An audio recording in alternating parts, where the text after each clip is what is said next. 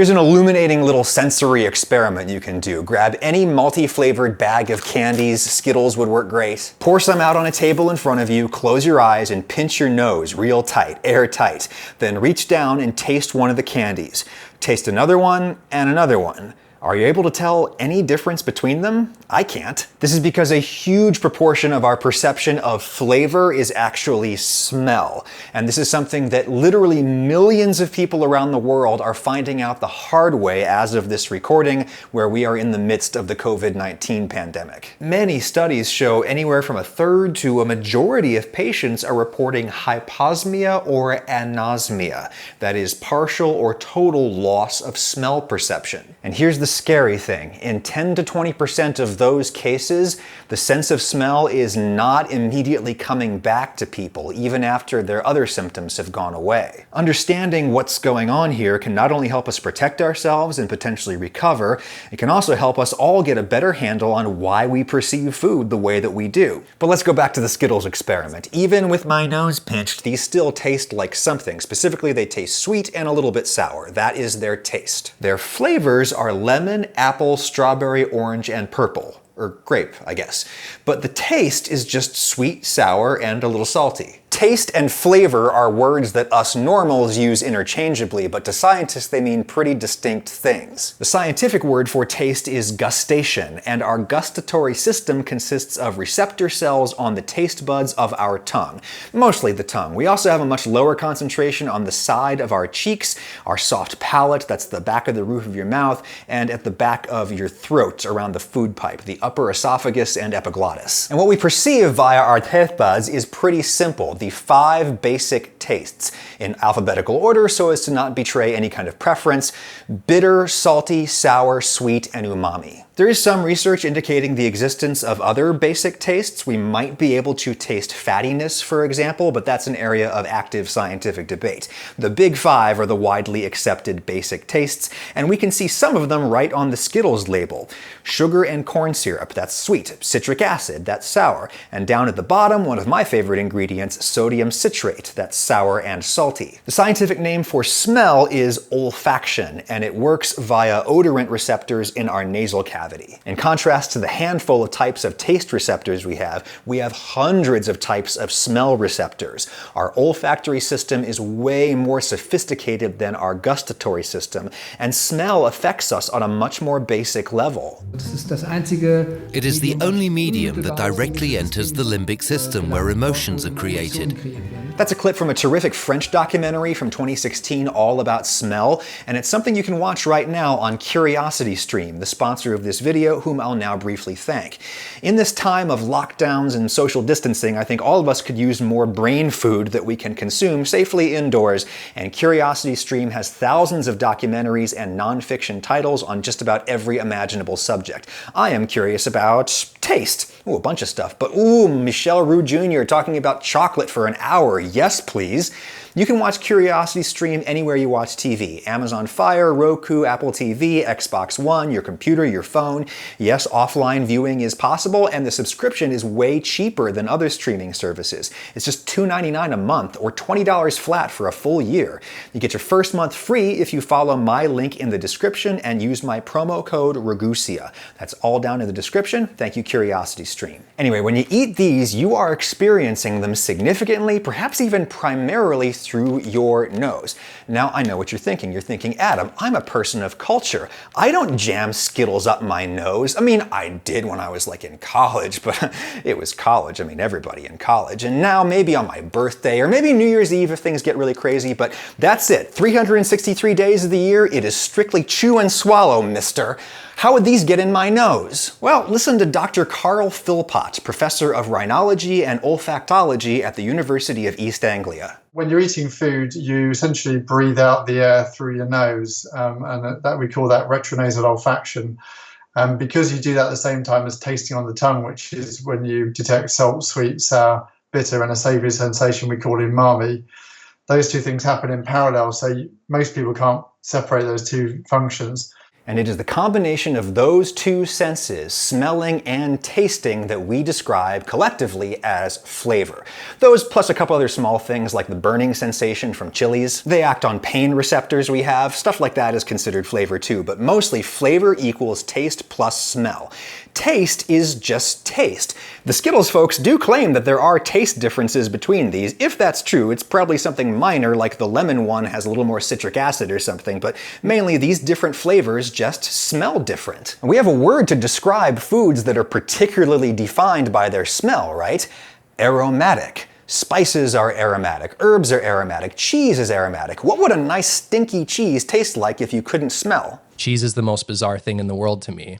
It's like putty. I don't know, because like it doesn't have that kind of, as you bite into it, it kind of like blows up, I guess. This right here is Isaac Tyner. He's 22 years old. He's a student at Grand Valley State University in Michigan.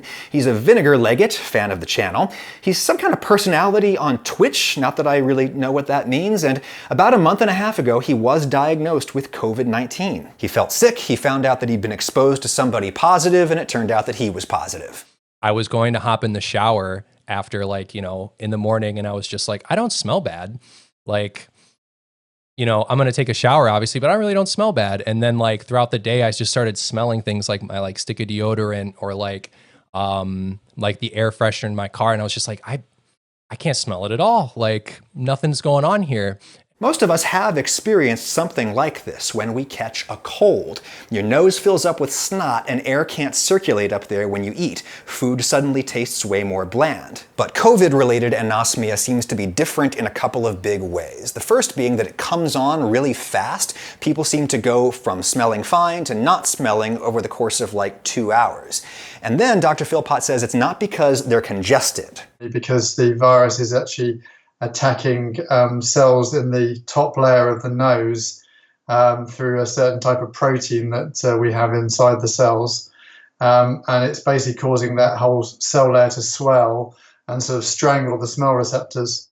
It's kind of like a fighter who takes one in the eye. Her eyeball might be totally fine, but she's still not going to see after this because the tissue around her eye is going to be all swollen up.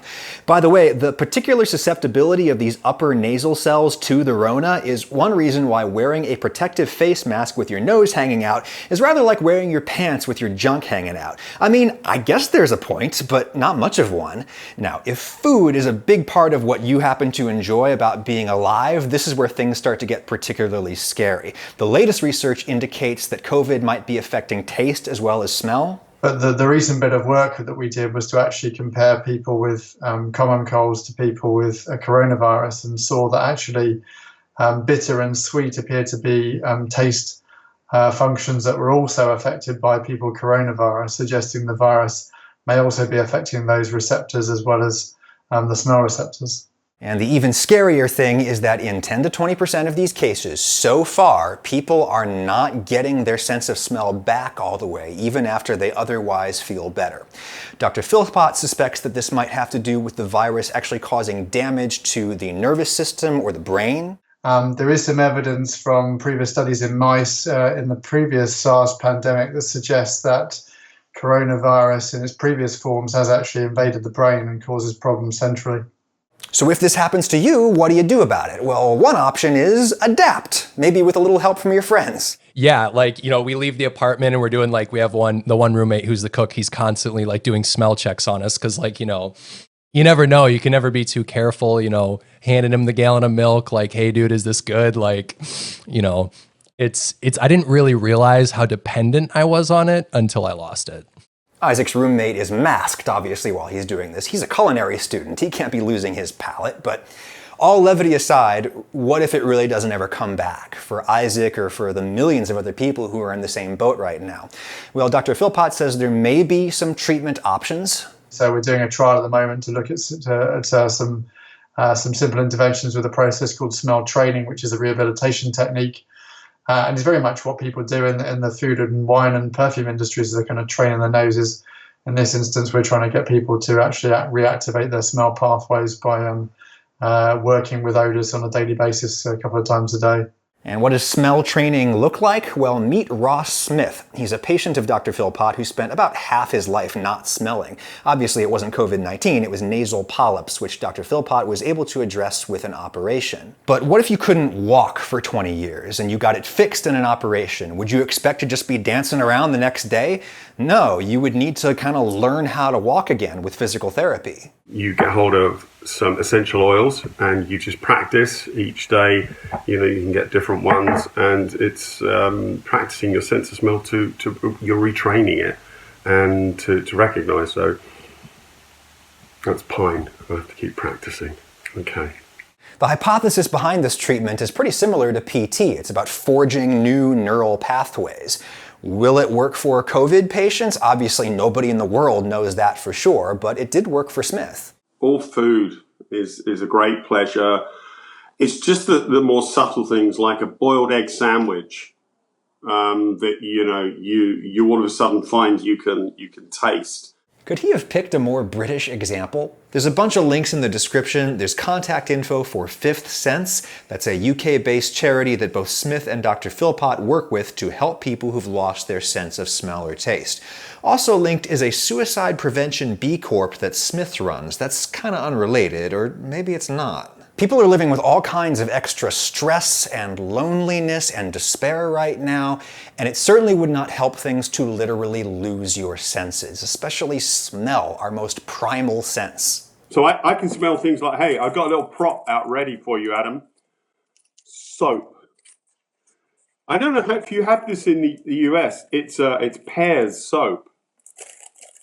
It's and like so many things from childhood, wow, that brings back so many memories. So without the smell, I've not got the memories. So protect what you have. Protect your nose. Cover it up.